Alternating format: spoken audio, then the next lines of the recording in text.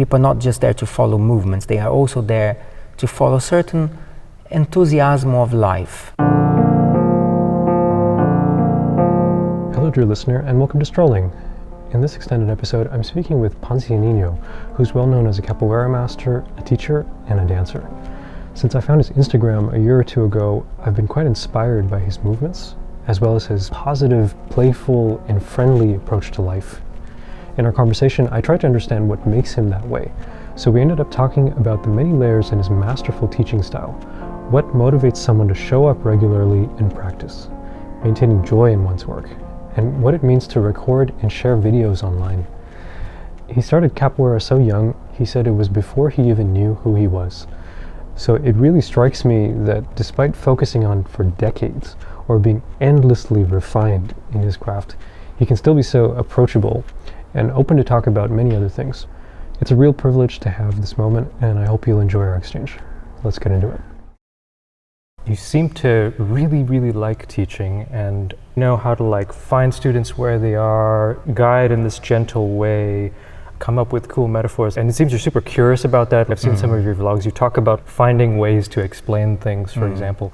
Has teaching been important to you in this way forever, or is it something new? Or? Yeah, I could say I'm a bit obsessed about the art of teaching. Great. I am. That's who should be a teacher. Yeah, I think a lot about that, a lot.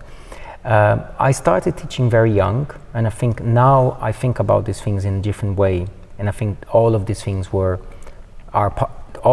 part of my development, and were a part of my development.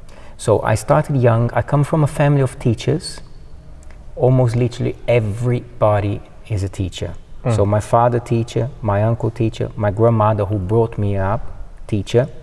My grandmother was teacher all her life. My sister is a teacher. Most of my cousins are teachers. Yeah. My mom was a dance teacher. So really, that was the environment. Most of my references growing up were teachers, really. So it's quite actually on Sunday lunch, it's just teachers on the table. The way they talk, the way they speak, very teacher-like, And I was brought up by my grandmother, who was a fantastic teacher. And she used to help us with homework all the way to when I was, later in life, in my higher education. So I think that these things are important to have those references. But because I started teaching capoeira very young, with support of my father, I wasn't running my own classes, but I was in a school learning how to teach from very young. I've had a lot of challenges when I was young, and because I started teaching young, there was a lot of challenge, a lot of things that I encountered, and there was a time that really either you make or break. Make or break. It was one of those things. I could have easily given up because of some of the challenges that I had, but I somehow carried on and found ways around that. So I believe in deep practice, and I believe I had quite a lot of deep practice of teaching. I had a lot of time to make mistakes, to learn with the mistakes, to improve my craft, so many years of teaching. And I'm now reaching a point that I'm actually feel that I am starting a different, there's something different in my teaching now that is actually a combination of all these years, but it actually feels like a beginning to me. In 2024? In 2024. Oh wow. Feels like a beginning. Okay. Yeah. So have we seen it yet? Have your students seen it yet? Or? They've seen some. I've also worked with some artists that really inspired me in the way of being.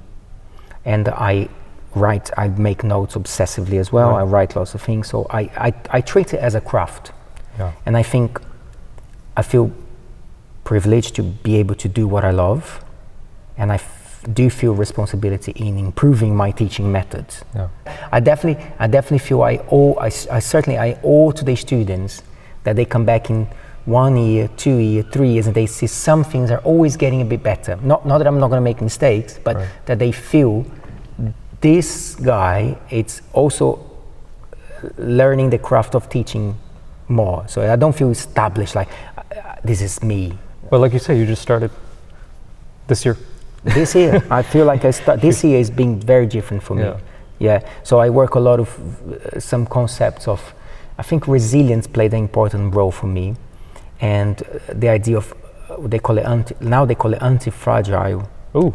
Which is the concept of not only you are resilient to some difficulty, but actually how do you come out of the difficulty better and stronger. That kind of the randomness strengthens you, as I understand it. Yeah, it feels like a self-help thing, but it's actually a practical thing. Yeah, so. But in the context of teaching.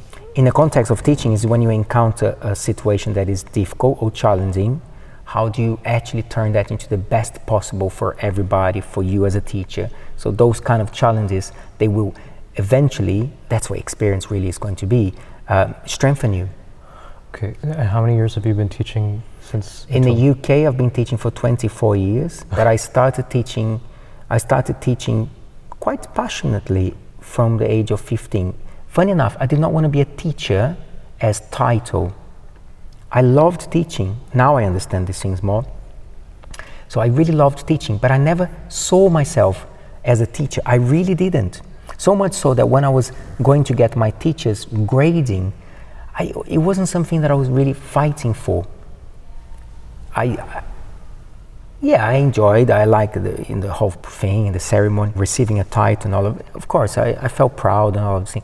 But it was very interesting. It was like I did not want to be a teacher, or I wasn't after wanting to be a teacher, but I did enjoy teaching. So my first group that I taught was probably the best thing that happened in my career. Because my father said, you can start teaching in the school, because he knew I'm so young, but he knew I had responsibility. He saw that in me. He's my father, he knows if I was a responsible young boy or not, and I was. And there was a group they started, which is for the elderly. It was capoeira for anyone above 70 above. Oh, okay. Yeah. And that was my first group. Wow. And I was so caring. My father said that most of them actually passed away already, if you go back. But he said, Ponsininho, since you left all those years, these people always ask about you. Because I felt caring for them. Of course, yeah. So, and I had to adapt the class. It was capoeira, but we used to spend most of the class on the floor stretching, then doing a little bit of ginga. It was well-being capoeira. I was very young, but I already had to learn, how do I adapt this for them? You started by adapting. I started by adapting. I did not have a group of, I don't know, young people. They were just like, whatever I asked them, they would do it, Yeah, because we were talking about this earlier today about like to your opponent or even to someone you're talking to in a new language, like to like learn to tune yourself and adapt. And it's like you, at 15, you basically like are kind of thrown into that, which is cool. Yeah. So it's like a foundation. You just mentioned you're stepping into a kind of a new thing about teaching in 2024, and like, what's challenging for you after more than 25, 35 years of teaching? Like, what would be challenging now? Yes, I think the challenge now is finding ways to motivate people. Now, I think if it doesn't sound really bad what I'm going to say, I think I'm good at that. I think I'm good at motivating people, because people are not just there to follow movements, they are also there to follow certain enthusiasm of life. Now, I am okay with teachers that are not, I don't think that everybody who teaches necessarily needs to have this kind of, perform an enthusiasm of life. Of course not. But I think in the line of work that I do, since we're going to have rodas, we're going to be playful, we're going to sing, we're going to dance, there is something joyful that I want to explore, and there is something about the enthusiasm of wanting to do your thing, wanting to dance, want to get up and dance, want to play music and sing in front of other people. All these things are related to a certain enthusiasm that if you don't have, do makes things harder. So there are different challenges. I think most challenges there are now, I encounter them positively. I'm not one of those people that complain about, oh, there's loads of these, or now there's, no, these things don't matter for me. I don't see them as challenge, if capoeira one day is no longer, I don't believe it's not going to be popular. I believe capoeira is very powerful.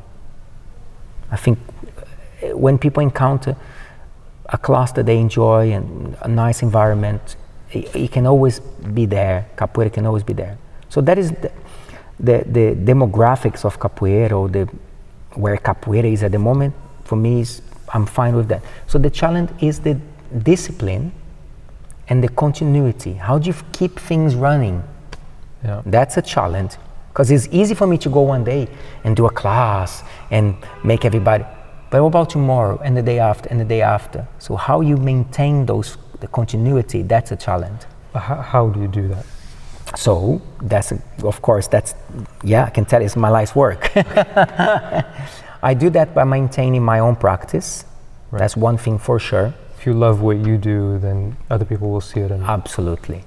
I have a hat that is the teacher. I have a hat that is the performer. I have a hat that is the practitioner. Student. Of course, student.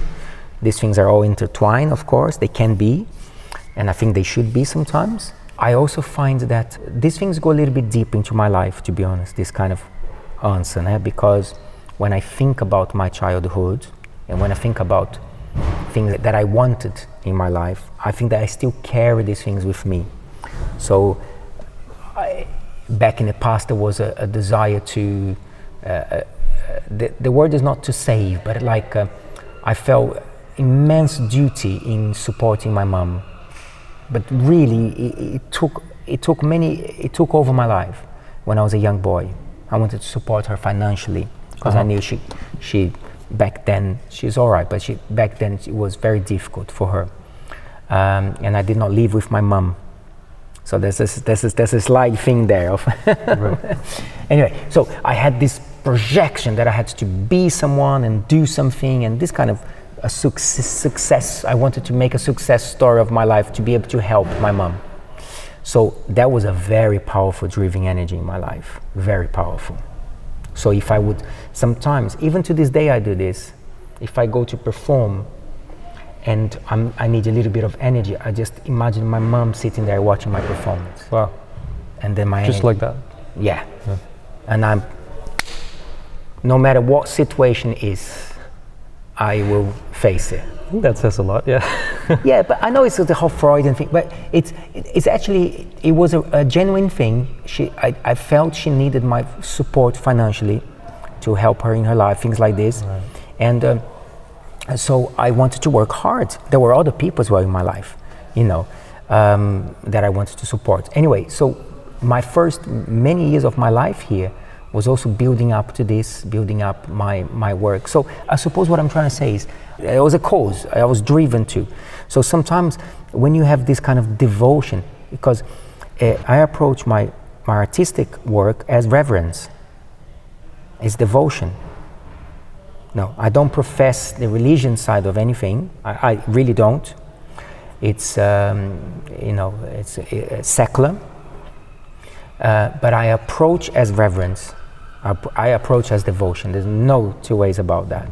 So for me, there is something about that also came from my background and my culture background, that made my teaching perhaps a form of reverence and devotion to what I do. Now, I'm not saying this happened from day to night and that's how I am or anything like this, but I feel that growing more and more with me. That feeling that's how I feel when I'm teaching, that's how I feel when I approach. So I was just trying to give a little bit of a backstory of why maybe I am this driven to keep things going when I think back of the factors that drove me to find some sort of success, And now how I maintain this is because I actually have, you put these things all together, right? Also the fact that because my father is my teacher and I grew up in capoeira training hard, I have been very well conditioned to train. I almost don't know what is like a life without training. I don't know what I am as a person if I'm not in some sort of practice. I don't know what that is like. I've never experienced that. I never had more than a few months away from practice. I thought about this when you said in some video that you started capoeira before you knew who you were. Yeah.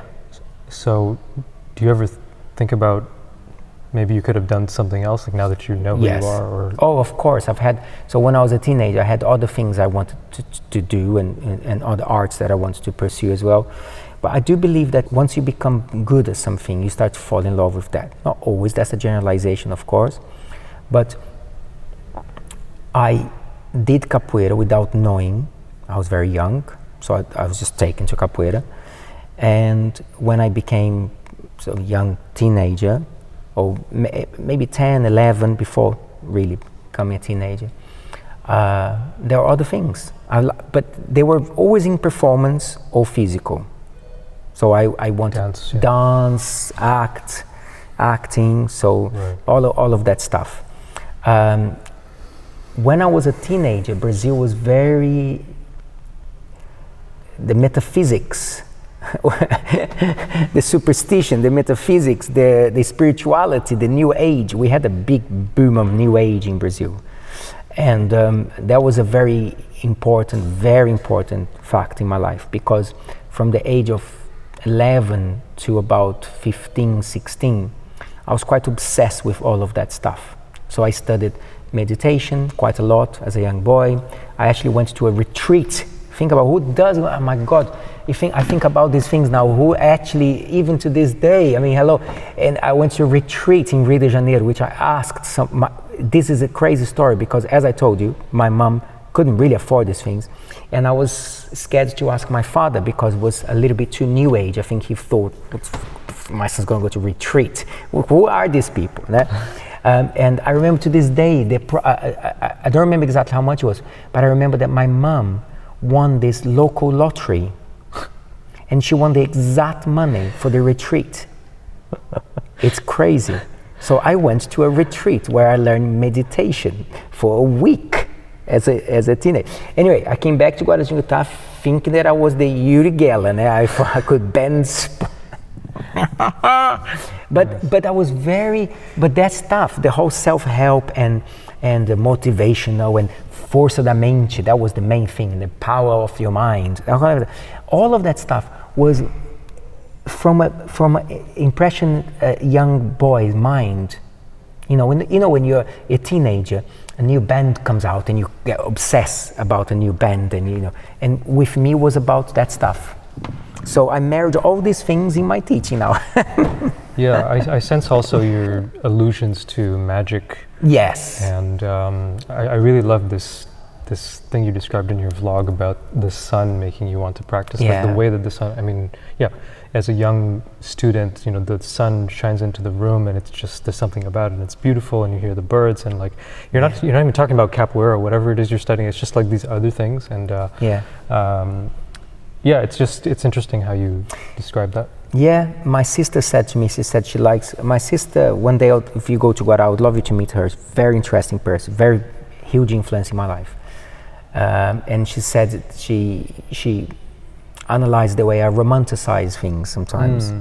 And some things are very good and important to do, other things perhaps not so much. Yeah. I remember when we were in this jungle, literally a jungle, and she said to me, this is a place that you shouldn't just romanticize first before you know it's dangerous. It's very easy to romanticize nature and actually forget there are so many things you got to be careful with. Anyway, but the point is, I felt very early on, I know these things, I can go back in understanding why I felt these things. Now I understand that, but it's a bit more to do with personal stuff that I wouldn't share. But I felt strong romanticizing things and poetic connection with some things. So for example, I really remember the windows in my school, and as you said, and the sunshine. And one thing I remember that I miss so much is the silence, like a bit like here now, this kind of vibe. And I remember sometimes being there by myself and just hearing things in the far distance, and maybe when you're quiet, you can hear a bird or something outside, very Brazilian kind of scenario, and you hear someone very far. And I really miss that stuff. And all of that stuff for me are part of the magic of the environment, the practice. And I think we need this stuff in our practice. Coming back to your other question, these things motivate me because it brings back into the space all of these things, the resonance of your voice, all of that stuff. But it's not easy to put in one. Do you think we're too focused on? It sounds like you're talking about the container or like the environment, and I'm contrasting this now with how we're so focused on content. Yeah. And like, what's the message? Like, what's the lesson? What's the thing that I'm going to take? And it's like this object that we're really focused on, so that we don't think about like how these factors, that are kind of around us that might also affect how we feel about what we're taking in. Exactly. And I don't know, do you feel like this is part of it maybe, or social media, or just? No, I feel content, I think content is extremely important. And this could be, maybe, I don't know if the semantics of it, but I feel, for example, I say to my students quite often, content. We've got to focus in content. So actually, we got to take away some other stuff, and we're going to be thinking in the content. However, that content will open up some things, some places for us that then we should pursue. And those are the places where sometimes people, if you stay just in the content, then you're not exploring. And now an example of this, because these things are often better explained with examples and trying to illustrate it. My calligraphy teacher is a great example of that. So for example, one day you sit down and you're going to learn the foundation of Roman capital. Now you cannot write Roman capitals unless you get quite geeky about the foundations and what they mean, what they represent, and the structure. And it's, oh my God, if you don't forget, you won't write it, to be precise, okay? However, he'll go to the garden. One day he took us to the garden, and we just chose bits of a broken branch or a leaf, and we came back and transformed those things into tools, into a brush or into a pen.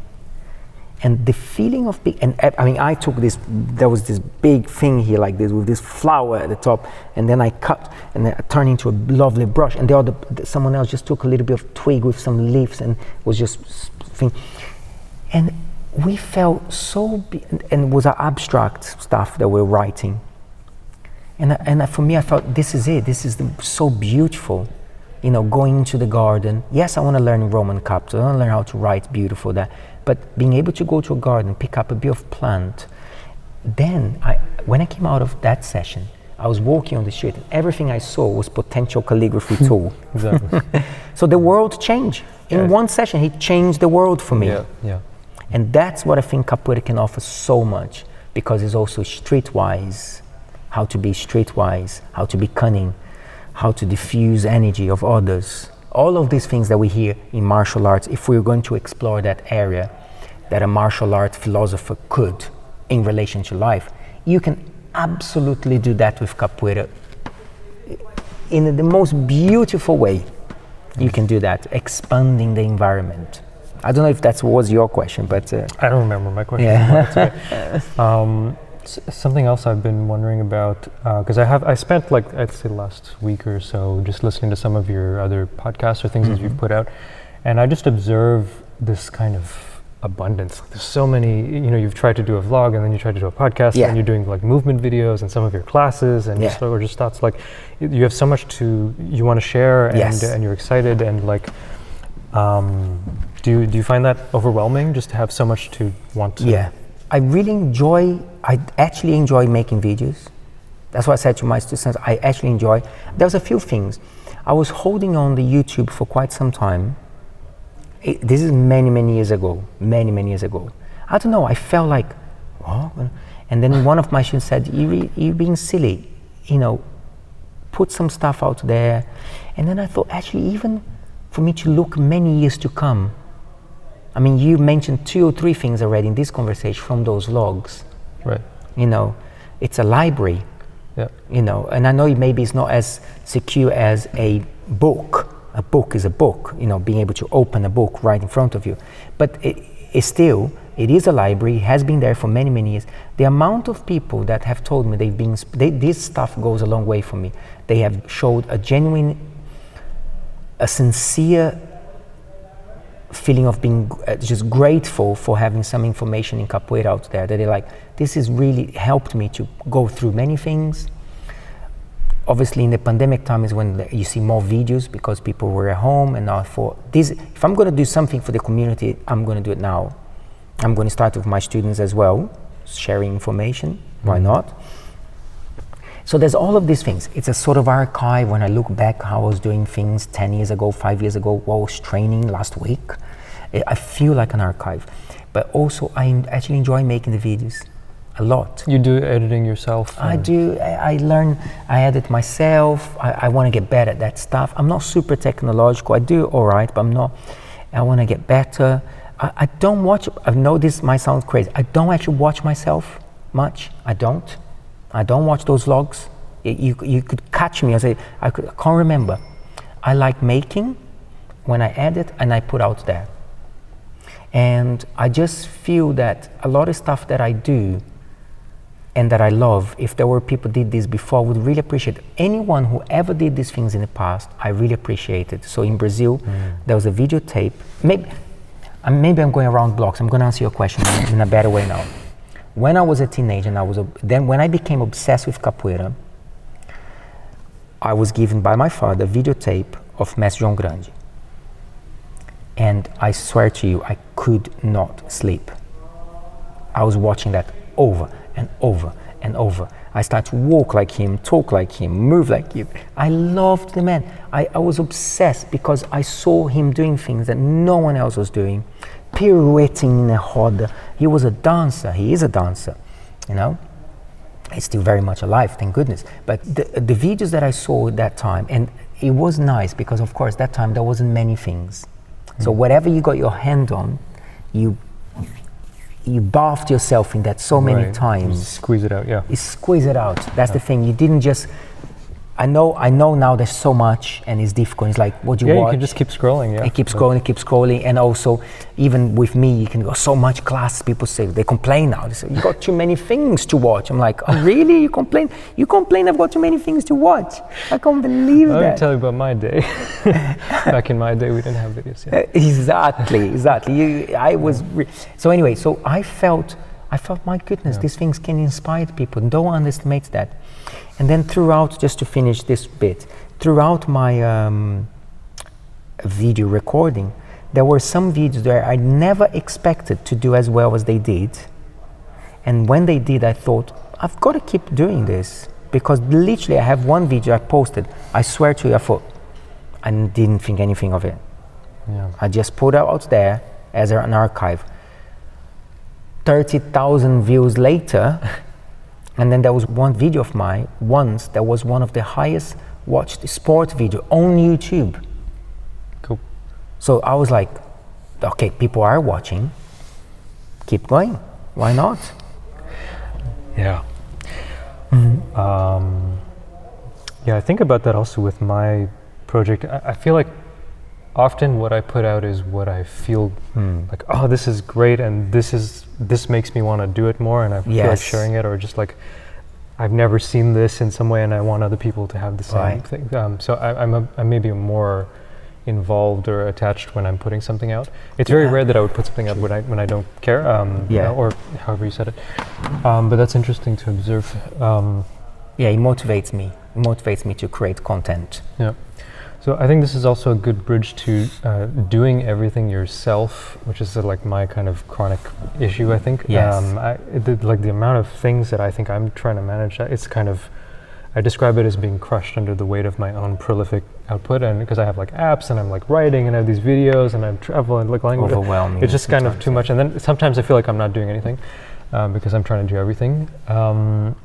And in your case, like, I'm not saying it's the same, but like I see, like I was trying to allude to these different experiments, these tries online, yeah. and then you record music, you put it on Spotify, you Yeah. have your classes, you have your personal training, you have a family. Yeah. Like, in some way, I feel like you are going through your community and your students, and you have people helping you, Yes. but you're doing a lot yourself. All by myself. And how do you look at that from a sustainability point of view of Yeah. like, Yeah, like I say all by myself. There are many things that my students help me so much. So I have a website, and things like this. They haven't done anything actually. They've done everything. Yeah. But the things that you have mentioned, I think, although they are all these different things, in a way, they are coming from one core, which is they're coming from one thing that I know how to do. Right, so for example, what I'm trying to say is, obviously, I didn't have to learn capoeira now to make a video about capoeira now. So it's making a video of something that I know. If I want to record music, I'm really already there because I've been playing music all my life. So yes, the technology thing to learn and all that stuff. But what I'm saying to you perhaps is because all these things that I'm doing, they are coming out of this core thing that they're augmenting your core thing, which you've been doing for so I feel capable in one thing, and there are other things that I do, for example, that is interesting, because, for example, calligraphy is another thing you could add there. Right? So that's a new thing. Now that sometimes divides me a little bit and is hard. So what do? I use my calligraphy as making notes for my class. So you make your notes in calligraphy? In calligraphy. Yeah, right, okay. Or I write if you look, 99% of my calligraphy is all capoeira related. Right.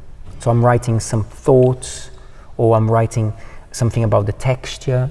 So I'm sort of trying to, bring these things together, so to speak. But I understand what you're saying, because, like, for example, I've slowed down with the YouTube videos now because I'm doing more Instagram. Yeah.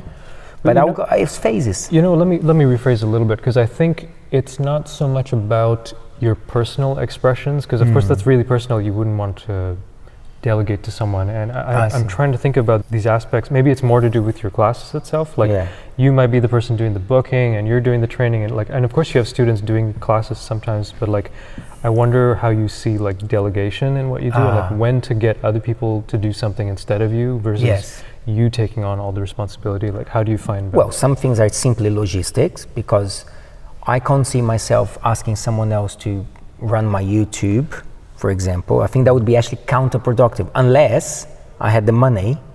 So some things are just that, really. If I had the money, I would definitely hire someone to film me more often, to make a nice... I have many ideas, even artistic ideas that I want to do. I have no one to hold a camera, Rosano. Sometimes, honestly, that's why these things just put the camera there and I record. But I have lots of ideas that I would love sometimes, like more of a close-up here, or go to a certain venue, film something from far. All of these things that even if you're just a friend to hold, I don't, because if people are busy, that would be difficult to maintain. I could do one day, but to maintain, I'd rather just do it myself. That's the first thing. I'm talking about these perhaps more trivial things, such as recording a YouTube video. In terms of delegating other things, my school now, I get there, barely I string a berimbau. Everybody's stringing instruments, tuning instruments. I travel quite often, people are covering classes. So that side of things, I think I listen to people a bit more now. So for example, if I'm in class, I even been criticized by doing this, because no matter how, it could be in the highest flow of a class. If someone asks a question or they say something, I say, oh, so sorry, what did you say? Say again, share with everybody. I try, even sometimes at the cost of the fluidity. Sometimes I could even say, maybe not now, can you hold your thought, please? Very rarely I do that. I just let people chip in and talk about, and so I don't feel, but I also feel that what I do, most of the things that I do doesn't really demand so much of other people doing. Yeah. I can't think of an example here now. I don't have a gym myself, otherwise I would have to delegate more. I hire a studio for an hour and a half. I go in, teach, and go out. Yeah. I don't have to pay the bills for that studio. I don't even clean the space. So the job is actually quite specific for that time. Yeah. You know, I mean, I would love helping bookkeeping. That would be good, because that's the part that you just gotta go like, have you paid? Have you paid? Who's it? In the past, I used to write everyone's name, but that's impossible now. I've tried. You know why it's impossible? Because unless I am super strict with timing, which you can't be in London, people are not doing that deliberately. So many, you know, you've been in my class, you've seen. The class starts at 6:30. 6:30, there's 4 people in the room. By 7, there's 30. People arrive in different times. So unless I'm this, who's arriving now? I can't. To the cost of the class, I have to let it run its course free. Yeah. You know, and many people leave early. So you got people arriving late, people leaving early. It's never accurate. What is accurate is what they give to me. All right. Another quote. So to answer your question, I'm doing by myself. Next question. You've made progress, great. That helps me. Yeah. No, do it yourself. Just do it until you're dead. Yourself. If you get hit by a bus, that's your right. problem. That's it. All right.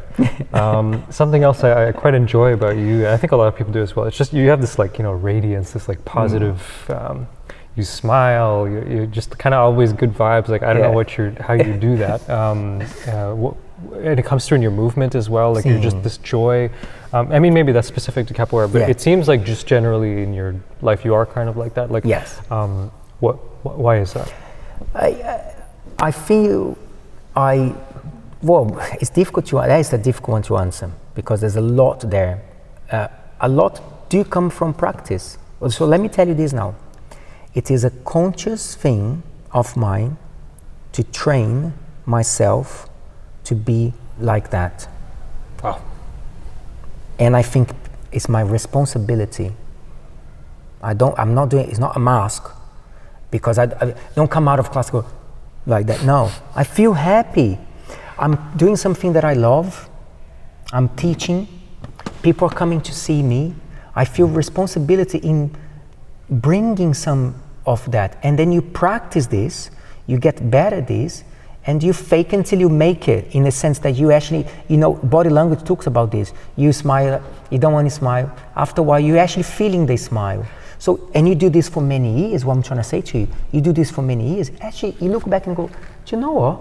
For most of these past 10 years, I actually been quite a joyful person. I feel prosperous. Of course, I have said, of course, and not long ago, I had a bit of a low moment. There was one class, I was even quite tearful and quite, but if this happened, for me, it's all about patterns. It's okay that I'm sad one day. It's not okay I'm sad today, tomorrow, next day, and then next week. Now there is a pattern of no. One day, everyone is a human, but the pattern should be, what pattern do you want to be recognized as more? I want to be recognized more as this. I come out, in my family, we have a laugh, everyone's a bit of a clown in my house, we make jokes, you know, actually have quite a loving, my son is very joyful, he jokes, he's a bit of a clown as well, my daughter as well, like that, my wife's an artist, she sings, and at home, my children grew up watching me and my wife dancing. Like we have a dinner, we put some music, and because we're dancers, and I dance, and they say, oh, that's beautiful, we can do that movement again. So it's very theatrical, you know. So knock wood, so far it's been also good. But just to answer your question, I actually start by saying I feel responsibility. So Rosanne, the days that I feel that I was a bit, like right now I'm in pain, and I can feel the pain right now, but it's a physical thing. I'm still enjoying this. Good. Of course. So I've been practicing to be that kind of teacher, and I like that, because I'll tell you something else. Consistency is the main thing. Yeah. Well, what are you practicing to get better at? I'm practicing to be more stoic. Stoic, detached from your emotions? No, let me tell you an example. There's so many things I can tell you about these things. They're a conscious practice of mine. How to not take things personal. how to give people the benefit of a doubt. Of course, all of these things within reason, and there's lots of things to open this. It's not just as simple as that. But how do I find joy in my work? So I go back to content. Content is important, because if I enjoy the AU, I enjoy teaching the AU, I enjoy the texture of the AU, I enjoy songs about the AU. One AU can be an exciting thing. One AU. AU is a cartwheel for anybody A who doesn't know what cartwheel, that is. yeah. Oh, if I do this kick here, okay, that kick's called half moon. I mean, it's poetic. Half moon. I can just take that, tell my students, draw a half moon in front of you. I mean, how can you not be motivated or excited as a teacher? How can you not find in that if you cannot find in the content of what you do that joyful energy, you haven't done any studies whatsoever. So I think, to answer your question, I'm finding these things, and then every challenge gives me something new to think about. So for example, I feel that resentment is the absolutely worst detrimental feeling for artists. Anger and rage is not as bad as resentment. You can have rage and go to a punch bag and punch and kick, and after okay, it's gone. But resentment eats you alive. Yeah, it's you, yeah.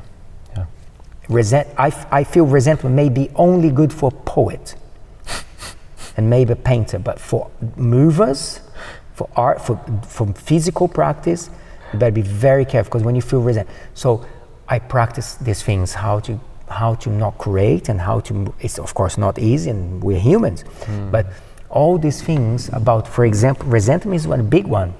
So how to clear that stuff, how to not bring that stuff into that. So then also the practice becomes a snowball effect, because if I am bringing a little bit of this and people are responding in a joyful way, we're all having a good time, we keep doing that, and then after 2, 3, 4, 5, 6, 7 years, you've actually created a sort of a body that is almost palpable in the air. Yeah. You can almost feel in the air. I think this is what people are describing when they come to your school and they talk, like, I mean, I've said this, I've heard other people say this about your students, and like the vibe, it's like, there's something there, and I think you can feel it, and I guess this is, I didn't think about it in these terms, but you're saying you guys have worked on it basically for on it, consciously. a decade or something like that. Yeah, but there's much more to unpack that I know is difficult, these things. But for example, I think a lot about the archetypes of capoeira. I study archetypes a lot. And the trickster is very important. So for me, it's very important that I have a playful energy. Sometimes I am strict, and sometimes I feel that I make wrong decisions, but most often than not, I'm learning how some people really appreciate. If I have enough time, if they push the envelope just enough to develop some trust, they go, okay, this guy is not it's not personal, then they actually enjoy the day. They say, come on, get up. No, let's go. They enjoy.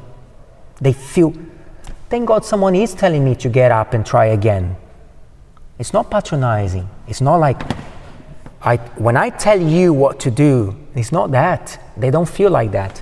They actually feel, yes, come on, let's roll up doing the it sleeve. together. We're doing it together. Yeah. So they feel like that. So I can be strict sometimes, and I have sometimes even stepped in situations where I felt like there was a phase where people were really talking a lot in class, because I relaxed a bit. And I had to say, guys, you are talking too much now. Every time there's a stop, a lot, very loud. And I actually find that distracting. I think, I tell you what, because we only have an hour and a half here, then if we're going to count all of this, all of the time that you take to talk to each other in the beginning, which you should say hello, blah, blah, blah, and then in the middle of the class, we are losing some valuable time that we're not focused. And it was good. They changed and they became more focused. And they actually, now they think, yeah, that's true. So it's not like I'm be a tyrant, no one talk, it's not that. But we need to find balance. And I still have moments in my school where we have difficulties, but then more often than not, to find ways around that that's joyful.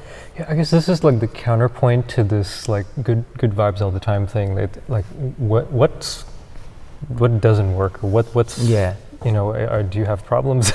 No, to say it in a funny way, like no. But so, for example, so I know if people ask me what capoeira do you do, blah, blah, blah, all these things, and most of the answer to this question is I don't know.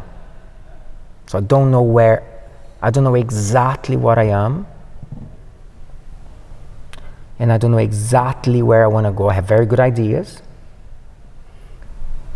because I do think you have to have directions, but I know a lot of things that I am not.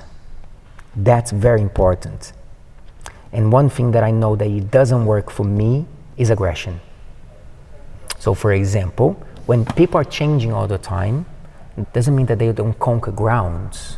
That's the difference. So, oh, you're always changing. Yes, that doesn't mean I don't conquer grounds, that they will stay. Some things never change. If I come tomorrow and I say, actually guys, and now I believe in aggression, we're going to punch each other, people lose faith and they go, actually, these guys is changing, it's just going to be, you know. So you conquer some grounds, and those grounds are the things that when they change, things don't go very well. So if I was to allow aggression, or if someone comes in and they are a little bit aggressive, I'm just giving one example, then that would disrupt the energy, and that wouldn't be so good, and I have to talk about, and we have to, you know, to do. But, you know, it's group dynamic. Yeah. Not everybody's going to be I still have people that sometimes in class are looking at me not so happy. And I think, great. Because if everybody's 100% all the time like this, something's not right. Yeah, contrast makes form, yeah. So you need some group dynamic sometimes, né? As a dancer and somebody who's moving all the time with their body, do you turn that part of yourself off when you're just like at the grocery store, or is it also like active somehow? Yeah, I think it is always active. Okay. Yeah. But you don't, I mean, I think when I start, because I was like sedentary for most of my life, and so this movement thing is kind of new for me, maybe a few years. And like, so I guess like an excited child, I was kind of like, everywhere when I walk through a street, if I see a fire hydrant, I put my foot over. 100%. And, like, you know, like just really getting into that. Yeah. And in some way that can be a bit immature, but no, it's a wonderful thing. Okay, but I love that. But you wouldn't do that. I do that. You do. I see everything. I want to dance to everything's everything. An option. Yeah. Okay. Absolutely. Now, of course, you know, but I want to do more of that. Oh yeah. I want to do more of that. I want to be one day very, very old and still be on the street and do a little dance step and move. This is what it's like. I guess I interpreted myself as being sort of lacking discipline or control or something. It's like, or like, you know, wanting to show myself or show off or maybe. But let me ask you this then, because I know these things can always come across as performance again. Performative also, that would be performative, yeah. Which I don't see nothing wrong with him, especially if you bring in joy to other people. However, I can be on a street, nobody, and as you said, the hide thing, as you do a kick over, and I don't even think, I just feel this feeling and I just do it. Okay, without actually, but... There's nobody there. So I dance a lot by myself at home. Sounds a bit crazy, but I do. A lot, no one, and not filming, no Instagram. I put 10% of what I do goes on Instagram. Yeah. 10%. So I'm at home Saturday morning, I put like Simone, Elis Regina, I'm making my coffee, I'm dancing. I'm moving some band. Ask my children, they will tell you. So you dance while making coffee? Yeah. Of course. Yeah. So it's not, and most of the time, it's not even crossing my mind that someone needs to be watching. So I enjoy that. I enjoy that a lot, you know. And we have to be careful not to age and lose this. I appreciate that. Okay. Yeah. Okay, I'll think about that. Yeah, and I'm not sure why I criticize myself about that. But no, keep that. Yeah. Okay. Keep dancing around everywhere in the streets. Sorry, guys. Singing in the rain. Yeah. We only have like 2 minutes. Yeah. I don't want to. I would push my luck, but maybe it's also okay. Yeah. We can talk again. Cool. Yeah. Thank you very much. Thanks for being here. You're welcome. Appreciate Thank you. That was my extended conversation with Ponce on strolling. If you enjoyed that, you might like my exchange with Mestre Mago, who's a capoeira master in Brazil and a frequent collaborator of Ponce, or with Nibras, who's passionate about documenting work and sharing it online. Find all this and more at strolling.rosano.ca. That's strolling.rosano.ca. See you next time, and thanks for listening.